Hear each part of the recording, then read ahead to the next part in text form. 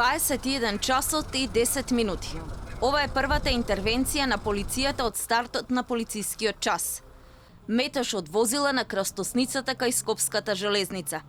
Граѓаните брзаат на кај дома, со оправдување дека не го пресметале времето, затоа не стигнале дома пред 9.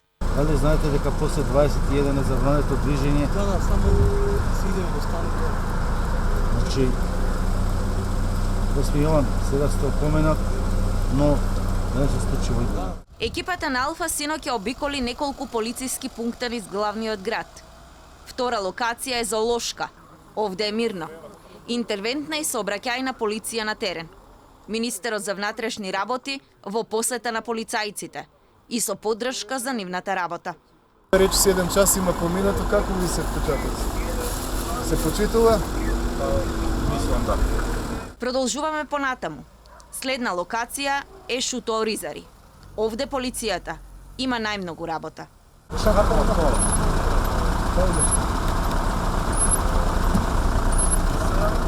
Полицајците овој пат толерантни, запишуваат податоци за оние кои го прекршиле полицискиот час, но не пишуваат казни.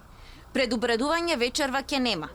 Секој што ќе го прекрши полицискиот час ќе оди во затвор или ќе плати казна и до 50.000 евра.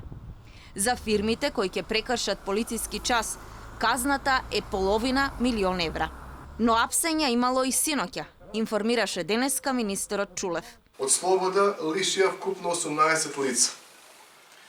И тоа, 5 лица на подрачјето на Тетово и 2 лица на подрачјето на Гостивар, кои што и покрај опомената и укажувањето на полициските службеници не постапиле по укажувањето, туку агресивно се однесувале кон полициските службеници, пошто истите се лишени од слобода.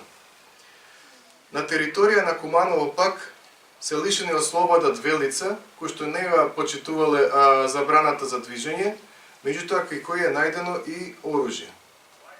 Во Радовиш лишени од слобода се 2 лица, а 1 лице во Штип и 6 лица во Кочани. Во Виница е констатиран еден случај на прекршување, но лицето се оддалечило и се преземаат мерки за расчистување на случајот. Полицискиот час секој ден стапува на сила во 21 часот и трае до 6 часот наутро.